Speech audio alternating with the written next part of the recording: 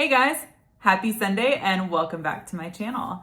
Today we are going to tackle a subscriber requested video, specifically this request. So thank you so much for taking the time to comment on my channel. Her request was to make a video about fragrance for moms or grandmothers around babies. And I think this is a really interesting topic because it's not something that I've seen mentioned. And even when I did a cursory search on YouTube, I couldn't really find anything on the matter.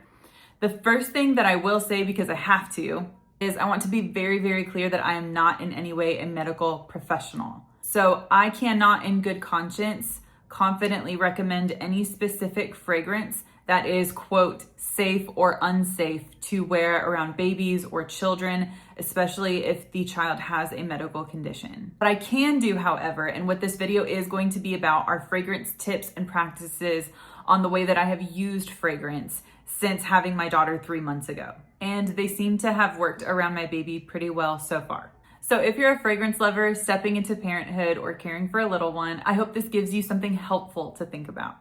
Tip number 1 is probably not going to be the most popular opinion, but when in doubt, go without. I will always recommend going without fragrance. I know that's shocking as a fragrance lover, but it is the safest route.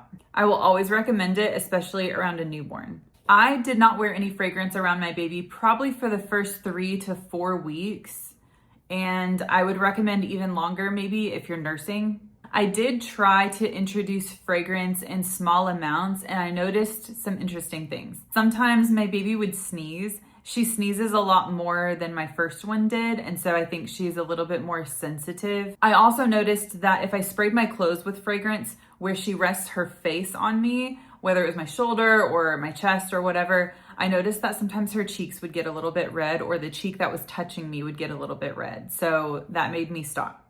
And always, this is common practice, but wash your hands before you handle your child or definitely someone else's child. Tip number 2, and this is about clean fragrance. If clean ingredients are important to you, or a brand that calls themselves a clean brand, I would definitely recommend doing your research. Again, I'm not going to recommend any specific fragrance brands, even in this category, because fragrance regulations and fragrance safety apply to all brands, not just a few brands. So there's a lot of controversy and unknowns in the fragrance community about, is a brand really clean and is it really that different than another brand? So I would do your own research if a clean brand is important to you. But if it is, and you find one that you feel comfortable with, then absolutely go with that. Do your research, look at ingredient transparency, and most importantly, observe how your child reacts. Tip number 3 is, once you do feel comfortable reintroducing fragrance into your routine, I recommend changing up how you wear it or where you spray it, especially if your baby is still small enough where you're carrying them all the time. What worked for me was spraying the back of my clothes. That sounds really weird, but again, because I noticed some of her skin sensitivity where she was touching the front of my clothes where I was spraying fragrance, I would spray my back. I would spray the back of my arms where your triceps are. I would spray the back of my legs, and I feel like she didn't really react at all when I did that. If I happen to be going out without her, if we have a babysitter, if my husband and I are having a date night and I know that she's down for the rest of the night, or I won't be really having a lot of contact with her moving forward in the day, I will wear whatever I want. My last and final tip, which is probably my favorite, is changing up your shower care or body care items.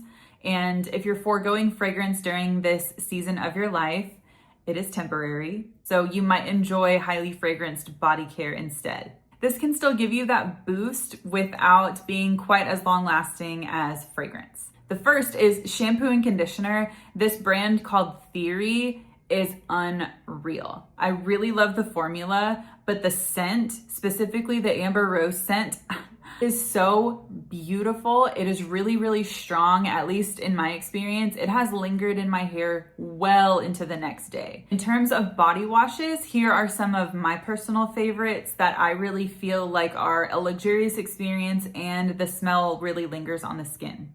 The first one is Perlier, specifically the Golden Almond body wash. It is so silky and rich. and they've changed their packaging, but the smell is the same. It's so beautiful, and I swear when I get out of the shower, I'm still smelling my skin well into the evening. So this is a great option if you love Almond. The next is a very affordable option by the brand Native. I love the coconut vanilla body wash. I've tried the other ones, but I feel like the scent in this one lingers around a lot longer, and it's very pleasant. It's not too heavy of vanilla either. It's sweet and it's vanillic, but it's not like a heavy cupcake kind of vanilla. So that's definitely one for you to try. The last one that I have to share with you, I've purchased this probably 3 times. The Perlier I've purchased twice. This one I've purchased probably 3 times at least, and it's the Olay body wash. It's the exfoliating, moisturizing one that has sugar, is it brown sugar?